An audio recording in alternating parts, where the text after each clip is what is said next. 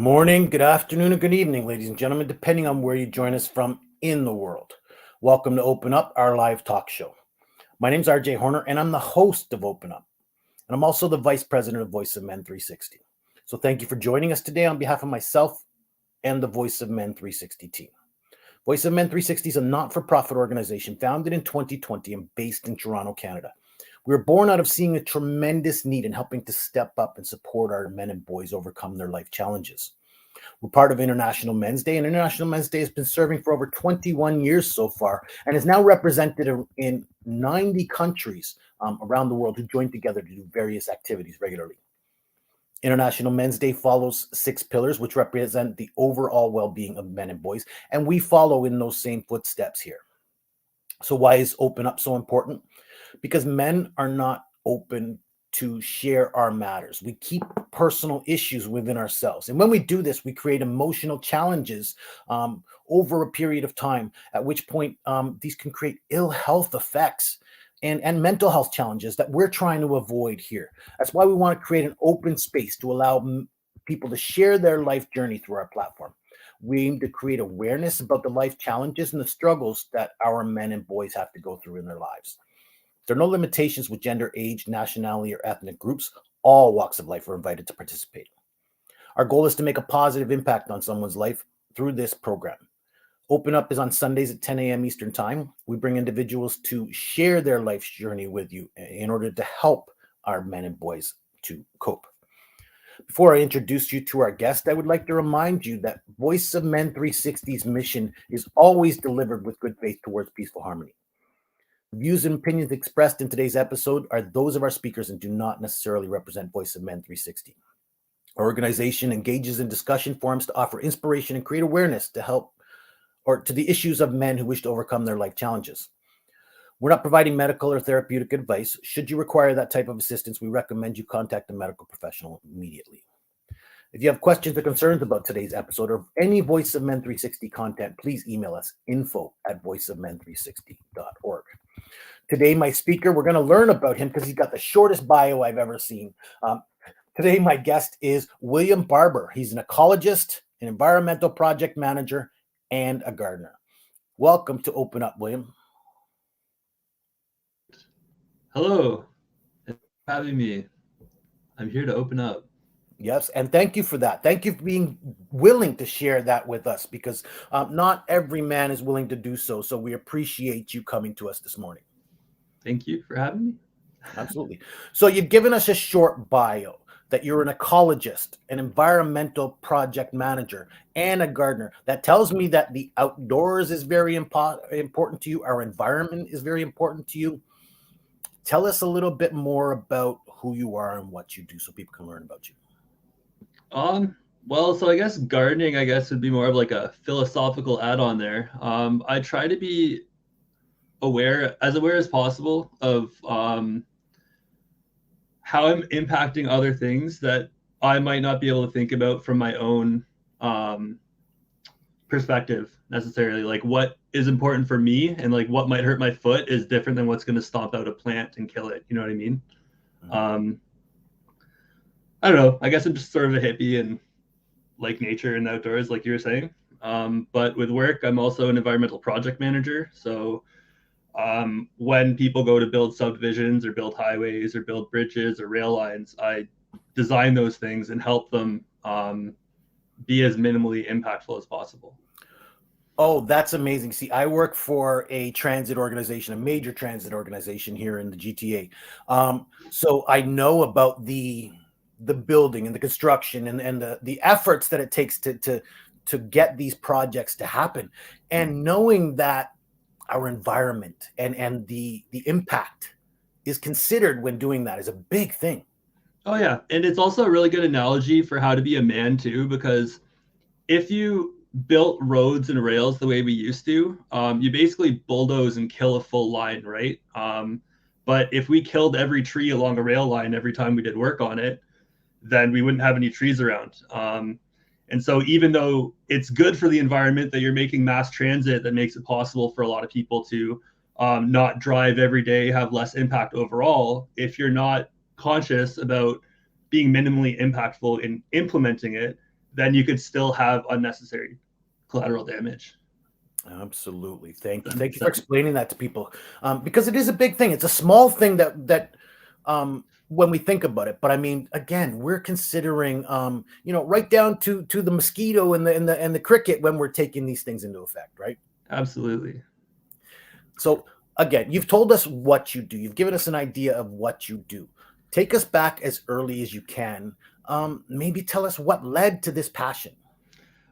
So one of my earliest memories of like consistent things I did with my family was helping with Christmas baskets every year. It was a church thing. But basically we put together Christmas baskets for over 200 families some years, for about 20 years, as I was growing up. And originally I was being like babysat and watched while my mom was doing it. But by the time I was like 5, I was helping sort things and like keep things moving. And I was always aware, um, that even though I go to the grocery store to get my food all the time, there's some people that really depend on these like few times a year baskets to help out and fill their pantries back up, you know?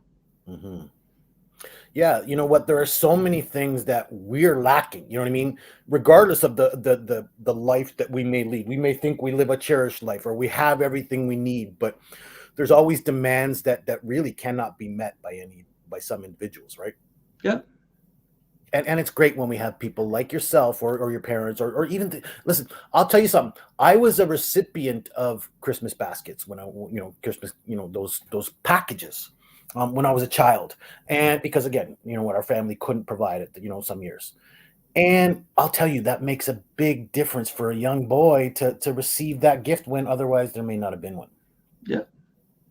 So thank you for doing that. That's a precious gift that you offered to mankind. Well, I could, and it's important that I did. Like, I don't, as much as it's nice to thank people when they do things like that, there's no alternative, right? So, like, it is what it is, right?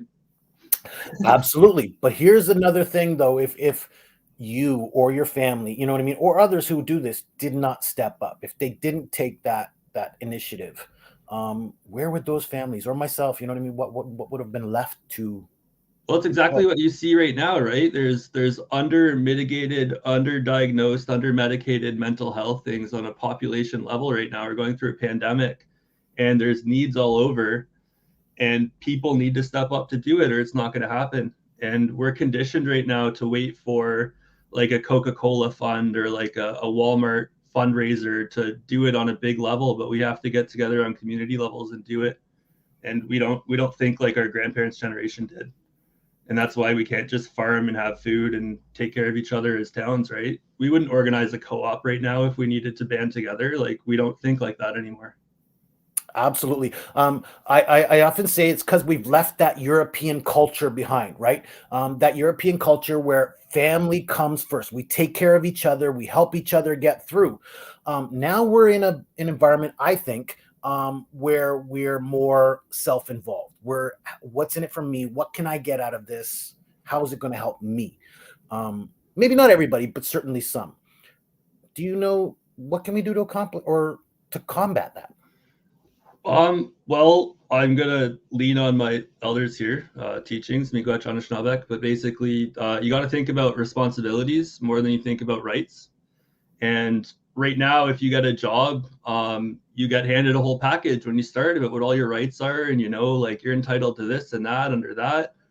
Um, but what guarantees are there if you're just a person that's hungry on the street, right? And how do we get it so that you don't have to have a job to have access to people caring about what you're having access to and not having access to, right? Mhm. Yeah, I can say for myself, the only time I truly like, I give, you know what I mean? I'll donate food. My wife, she has a thing at schools where, they have leftover foods after events, and she makes sure they get to the local shelter or something like that. That, what, there's so many ways that we could step up and provide for our community where we're just not doing this. Yep.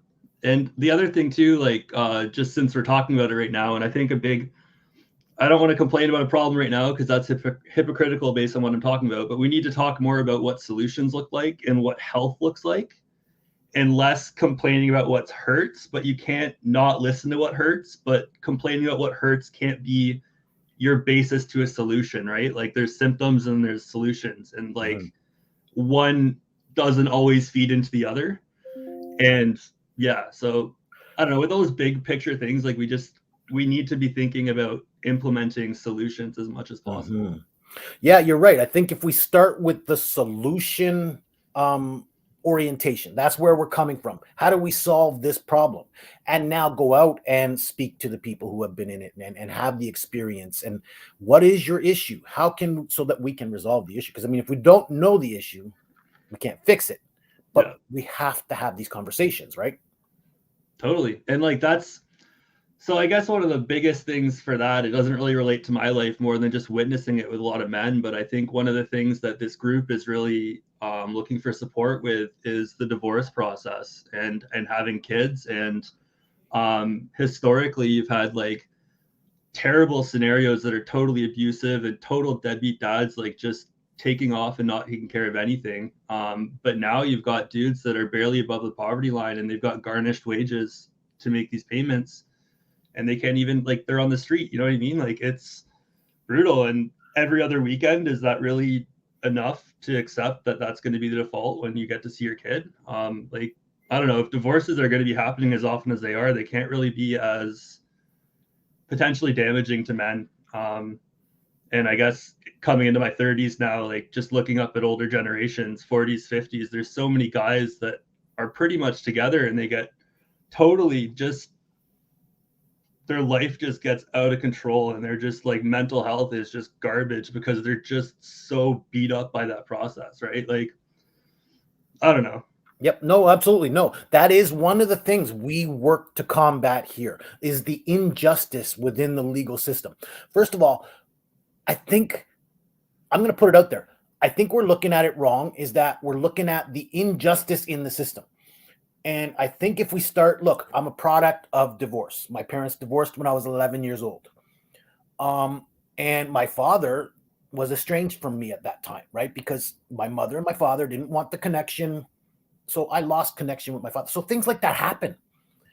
But if you start thinking about the child, the children, the relationship afterwards, you take away the battle of the husband wife, combat, and now you're concerned about the welfare of everybody moving forward, I think. Yeah. And it's just, um, from that perspective on the inside, the estranged dad, there's so many different ways that becomes the end.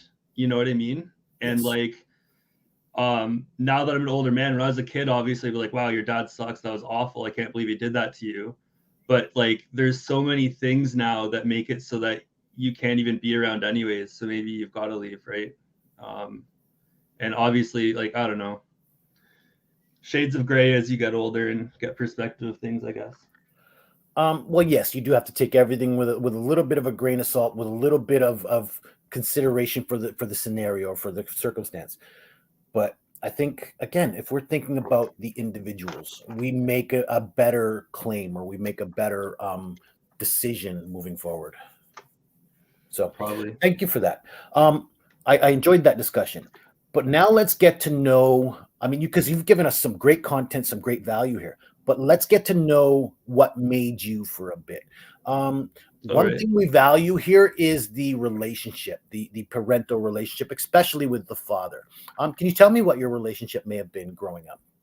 Oh, that's amazing. Okay, so my dad is just, he's the coolest guy ever, and he's also very community focused. He's a hockey coach. Okay. And he basically ran the Meadowvale Minor Hockey Association for probably about 20 years.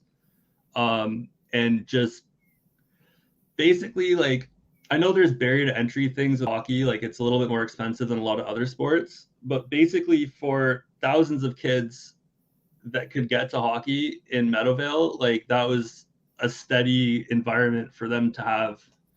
And my dad was like a really big part of that. But growing up, I was always the coach's kid. So that means that like he has to coach all the other kids. He's not there parenting me, right? So like I didn't necessarily get to go first for everything, and like a lot of things were about other people. And it basically forced me to be more aware of like, I guess where my strengths and my weaknesses are. because my dad would like straight up tell me the drills that I needed to work on because these are my weak spots and where I'm not as good as I should be and stuff like that. But it basically just made me think about what we were doing as a team, probably more than a lot of kids did, and like why, you know what I mean? Like every practice, instead of being what we did on a Sunday, it was like what we were training to do as a team. Mm-hmm. And you grazed over it, but one of the lessons I seen there was your dad's teaching you of your place in the world, right? Knowing that, look, I'm your father, but I'm also responsible for all of these other people's, and I can't show you the favoritism that maybe I otherwise should, right? So it teaches you maybe a little bit of humility or consideration for others. Yeah, it sort of like forces it because otherwise you cry. Like I could have taken it all personally and I could have like been traumatized by it if I was like overly sensitive about it, I guess. Of course. Um, but no, it was like I was part of a team, right? Like I was always a stay-at-home defenseman. I'd rather pass than been like get an assist and get a goal. But that's because I know that my strength was defensive and like being a supporting player. I'm not a goal scorer. Like I don't have the jump that some people have, so I'm not going to try and be that person. I'm not. Yeah, hockey was good for me. No, absolutely. It's definitely looked like it's turned some or offered you some valuable insights and guidance, not just in for yourself, but you seem to carry that forward and help others and teach others. Thanks. Yeah, so like that mostly started in high school. My dad, he coached with his dad in high school, so he made sure that me and my brothers did too. Yeah. So you have good values, you have good raising. I will say, that's probably a bonus for you because there are many men out there who have missed that growing up. Um, what could you offer them, maybe? Who? Well, I guess the biggest trap of not having that, I'm feeling now that I don't do, and it's basically not being accountable to anything, right? Like if you're not a dad, it's really easy to let yourself get away with not taking care of yourself very well. And there's a lot of people that carry on very unhealthy coping mechanisms for a very long time because of it. And if you don't have like a practice to show up and be a coach for, you don't have kids looking up to you or anything, like why wouldn't you be drunk all the time, you know? Oh, I love that. So what you're saying is, and I'm not trying to put words in your mouth. It sounds like you're saying that some of our men don't have motivation or inspiration. Yeah, it will not as an external thing, right? Like we're free as people, so we have to define what we're going to be accountable to, or we're not accountable to anything. And that's how you can be a degen for so long. And like, you know what I mean? Like, I don't know. And I don't mean that as like a judgment. I mean that as like a judgment of what you do, like for other people, not what you do personally. If that makes sense. No, and so just what can we do for our men? How can we drive that home to you need to be accountable? How can we make that statement to them? Well, I didn't have an answer for you until I was like 25 and defeated and started going to Anishinaabe ceremonies. But basically, you have to find a support network or a support circle or a cause or a dream or a purpose or something to actually do. Or every day is just going to be going to work and then doing what you want. So you're not going to break any cycles. Absolutely. So again, we've talked about some of the issues that men go through, right? We've talked about the divorce and the product that creates. We've talked about the discord and how we can bridge that gap. But in your opinion, I mean, you've been through, like you say, Anishinaabe circles and learned from the indigenous as well. What would you say some of the issues that men face that we're trying to deal with right now?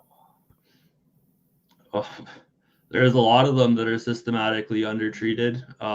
People in like overrepresented in care and then just going right into jail after that. Like that's a hell of a highway to get off of if you're on it. There's yeah, basically if you can't make money as a man and you're 25 or even 22, you're basically nothing to anybody and you're a kid. So it's hard to have pride if you can't support yourself on top of things. Like there's just so many traps that lead to no support network and negative self-image and giving up, basically. Mm-hmm. Like as good as video games, Netflix, and like jacking off is, like that's no life, and that's that's what our youth are conditioned to do right now. It's a pandemic. What else are you gonna do? You're locked in your house. Absolutely. There is a lack of opportunity out there, or a lack of ability to interact, right? And I think the interaction part is where we need to step things up. Do you agree, or what's your opinion there?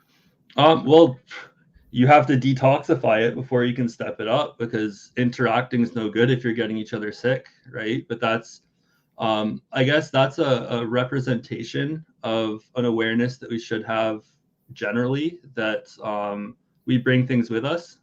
And so if you're really mad or something, if you have an anger issue that you're bringing with you as a baseline, even though it's not the same as showing up as COVID positive, that means that you're primed to explode and toxify the situation. And it could make interaction toxic the same as COVID could.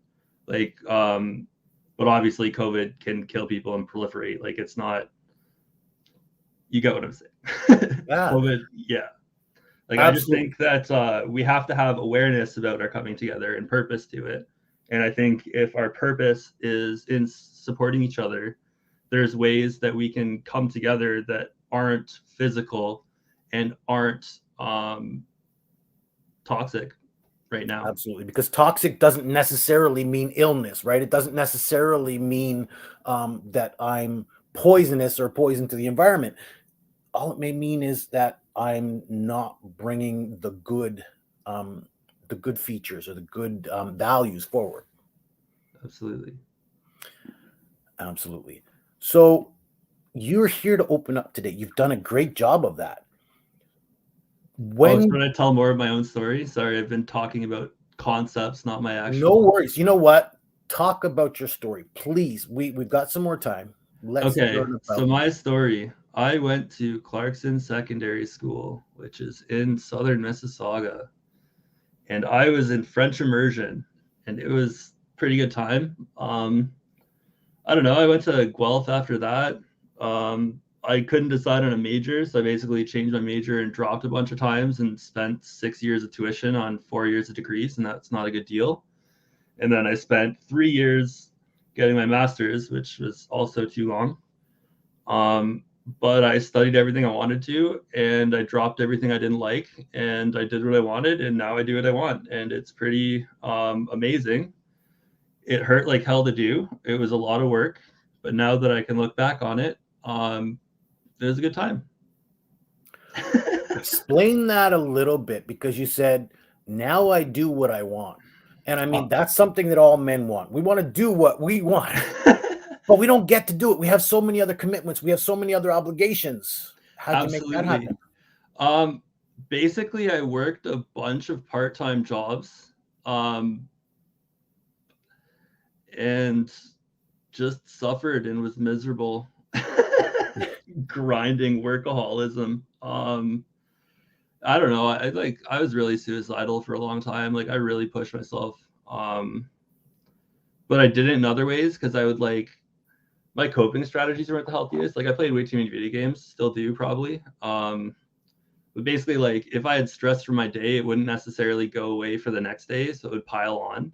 Mhm. So by the time I did that for 7 years, like 9 years, like that was a lot of unprocessed background crap, and it basically made it so by the end of my master's, like I wasn't even functional. Mm. If you guys are coming out of undergrad with like any mental health anything, like a thesis-based master's is like the biggest kick to your mental health, and like I can't even imagine what a PhD is. Like that's just insanity. Basically, you don't get paid for working full time for however many years your degree is, and if you don't pass at the end, you get nothing, Mm. and it Which costs you money the whole time. Absolutely, which has got to be tremendously stressful, because again, you're looking at that dollar amount going, oh my God, if I don't succeed, I'm nobody. Yep. Yeah, and then you graduate, and then that gives you unhealthy expectations because then you're a recent grad and you have to face the fact that you haven't worked and you don't know anything for real, like how it actually applies. And so your first job, it's not going to be the $100,000 you want, and that you've been chasing with all that mental health stuff. So like, there's so many disappointments. Absolutely. So how did you come out of that, if I can ask? What was your turning point?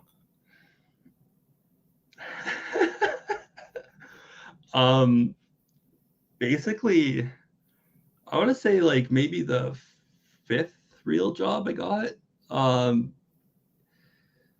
There's no job security when you're a recent grad. You're a dime a dozen. Your resume sucks. You don't know anything. And you're basically a 22-year-old entering the workforce if someone had just gone straight into it, right? Because you've got 4 years of work tops. So basically, like, when I had enough experience that people came to me for work, I guess is the answer to that question. But even that's only a tenuous thing, right? Like, I'm probably jinxing it right now. Everybody is confident when they're like able to support themselves, right? For sure. For I sure. don't have any answers for that. No, well, again, it's about your life, right? When did you feel you've achieved or stepped forward? If you haven't achieved that point, that's your life, right? We can't argue with that. It's all about how you feel. Cool. But so a couple of things I like to ask before we kind of walk away from the show is that what can our men and boys do to help support their life? Come together, be accountable to something. Like if you have nobody, we're not getting together because of COVID stuff, but reach out to me on Facebook or YouTube or whatever, or reach out to Voice of Men 360 and like get a circle of people you can talk to what's going on. Otherwise, you're going to be suffering alone, and that sucks. And most people don't survive that. Thank you. Thank you for that. We do believe in empowerment circles here. That is exactly what we are here. So thank you for that advice and guidance for people out there. Cool. So then what can we do as a society to help them on that path? Well, I'm an ecologist, so I'm going to be biased towards the environment. But basically, if you read any old naturalist books, like 1700s, Column's Travels in North America, that's like the baseline from the 1700s here. You used to be able to catch so many fish here. You used to be able to drink all the water. You could hunt anything and just eat. And basically, like, there's ways that you can make it so that living isn't so hard, even when you're poor. And right now, we don't live like that. If you're in Toronto and you can't afford rent, then how are you going to afford groceries? And like, you know what I mean? And it's just a toxic cycle going into debt over time trying to do it. And we basically need to break those cycles. Like nobody in Toronto is thinking that you can move to north side of Lake Superior for $50,000 and buy a house, right? Nobody tells you that it's only $2,000 to declare bankruptcy and accept that you need to start over. People just tread on the wheel and pay interest, and they think that that's living, and it's not. Absolutely. And I've heard it once before that because how are we going to overcome this societal downfall that we've created for ourselves, right? We're stuck up on this economical system that really is failing us. Yeah. Like you mentioned, right? We have so many people who are unable to survive. And then so I asked about the solution, and a meditation, believe it or not, the answer came to me: go back into the forest. In other words, go back to our origins where we grew up, right? We created this society by hunting for ourselves, by foraging for ourselves, by creating shelter for ourselves. You know, I'm not saying we have to go back that far, but maybe by looking at where we've come from and some of the processes that we put in place, we can maybe get back to a little bit more societal growth. Or even just our natural infrastructure that we lean on directly, right? Like you don't need a water filtration system if you have a healthy river, right? Like it doesn't have to be hunting and eating directly. Like it can be just acknowledging and supporting your wetlands and cleaning your water, and like supporting your forests in enhancing your soils, right? Like gardening to eat and also to have soil. Like there's natural infrastructure things that aren't necessarily Yeah, never mind. Sorry. Right? No, no, Nuance, I want ecology. again, no, I want your professional opinion because we are destroying this world, I think, right? So is that reversible at this point, in your opinion? Um, it's containable in the sense that we can take more accountability for individual impacts. There's a lot of momentum going into it, like the collapse in the Great Lakes fisheries, for instance, has been going on since the 1700s. So you can think of your grandparents' generation as being this clean baseline, but they were already 300 years into collapse by that point. And so we have to think about realistic baselines and support nature and doing what it can do. And that's external to what we think about ourselves, if that makes sense. Like we have to think Absolutely, about what yes. nature needs for itself in Yeah, order to be able to provide what we want from it. Like, mhm. yeah. So, Right. We're thinking from a place of consumers, which is what we do as human beings, instead of a place of sustainment, which is where we need to be in order to make it another 300 or 500 years as a society. yeah, or like a workforce, or like an army, or like a militia. You know what I mean? Like there's things that need to happen, and we can do it if we organize to do it. So let's do it. Absolutely. Dig Absolutely. a Thank vernal you very much. pool. Wetland enhancement is important. Plant a tree. Sugar maples or oaks, please. Absolutely. Absolutely. You know what? Tree planting is important. I actually believe that. I've participated in it myself on several occasions. So get Cool. out there and support our environment if we want to make it through another, 20, 50, 100, 200 years, right? Yep, it's a lot colder without firewood in the winter. Let me tell you that. And so the last question I want to ask is you're here to open up. You've shared your story with us. Is there a good time for people to open up? In age, or what do you mean? Time Um, of day? Again, we keep all of this stuff within ourselves, right? Cool. Um, I don't know should if I we can answer release that that question. and Yes. when? Yes. So the best time, I guess, is in the spring and fall. But basically, um, whenever you can is the answer, and you have to be patient with yourself to wait till you're ready to let things go. But make sure you do when you can. Mhm. And that's thank you for that because that's exactly what it boils down to. We encourage for people to do it as early as possible, Yep. right? But also define your baselines, right? Like there's progress that isn't necessarily conformity. Like you could be stoned 24 hours a day, and that's better for you than smoking even a little bit of meth, right? Like um find that progress and work for it, whatever it is I'm, for you. I'm going to go on the record here and say I've used marijuana for many years. I don't use it anymore. But you know what? There was a point where if I didn't have it, I was stressed. I was angry. I was aggravating the people around me, right? So it has its uses, Yeah, especially for our men out there. You know what? If you're peeved off and angry and you need some a way to find some calm. Now I'm not advocating, but there are ways to find peace I'm and I'm calm. telling you right now, there's times I would have committed suicide if I didn't get stoned instead. So do what you got to do. Yeah, I've been suicidal myself for many years, so I totally understand. And again, I believe it has its benefits, but I will also say you need to consult with your doctor about that. Your Yep, doctor needs to know that this is your habit, right? Because otherwise, you're not going to get the proper medical care you need. of course. And that whole negative toxic situation of like playing video games and watching Netflix and jerking off for a life is not a good life. And if you're stoned, it's pretty easy to do that for a long time. Yep, because that's what you're telling yourself is, oh, I'm going to go back and play my video games and spend some time by myself. And yep. Yep. And that's just like it's the same dopamine that your body's looking for. It's the same serotonin. Like it's you're gonna trick yourself chemically as well, neurochemically. Yes, thank you for that. And that's what we're talking about here is trying to release all of these elements in a healthy way, right? Perfect. So I guess the one thing I want to add to that is watching porn and playing video games flatlines your brain to depressive conditions. You become Oh, understimulated and you become chemically dependent on external things. So oh, your thank you kid for that. being 13, not getting people pregnant out and about, but they're just hiding in the room all the time, conditioning themselves to porn and video games, they're giving themselves depression.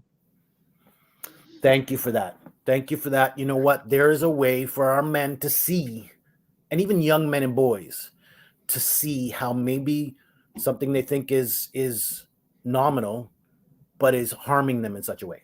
Yep, and things can be good for a short time and not good for a long time, right? So you just got to open up and make sure that you're not doing things for longer than you should be. And I'm a hypocrite. No, you're sharing your experience.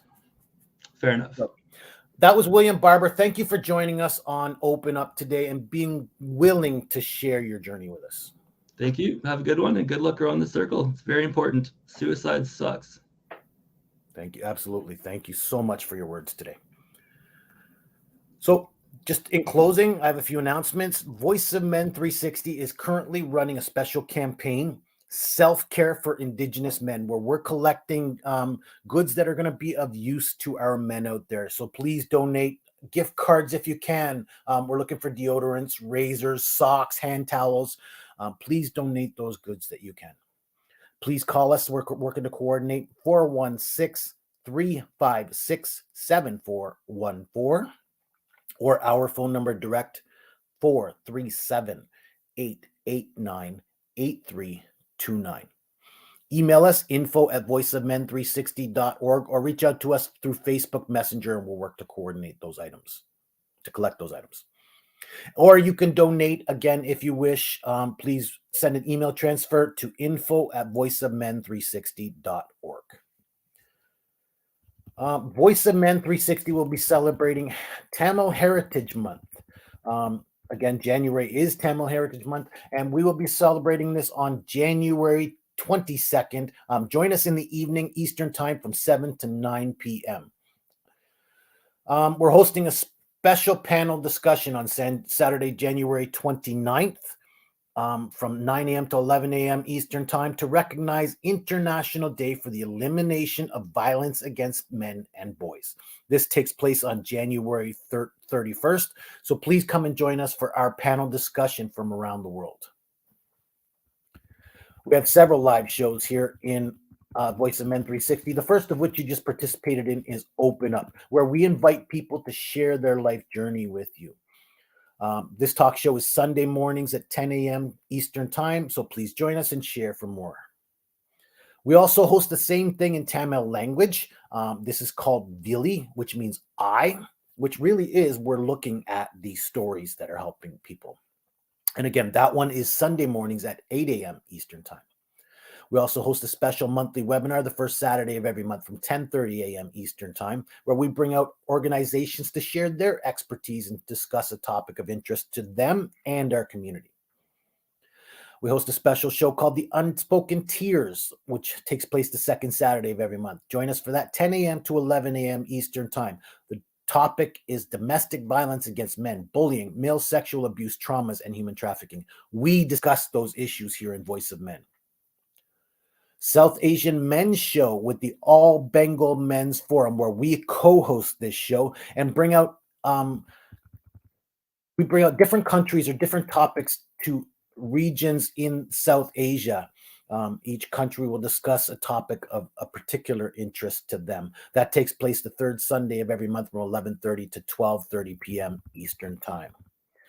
A new initiative for this year is called the Author Circle. We want to bring out individuals who are contributing to the well-being of men and boys through writing articles, media, and recognizing them and appreciating them. Are you one of those men? Please reach out to us. Become one of our authors, speakers. And this one, please join us for the third Saturday of every month from 10 a.m. to 11 a.m. Eastern Time. We've just hosted Ronald Levant, so please join us for that one. And then we turn all of our content into podcast episodes. So please look out for us on all of your favorite platforms, iPhone, Google Play, Spotify, and more.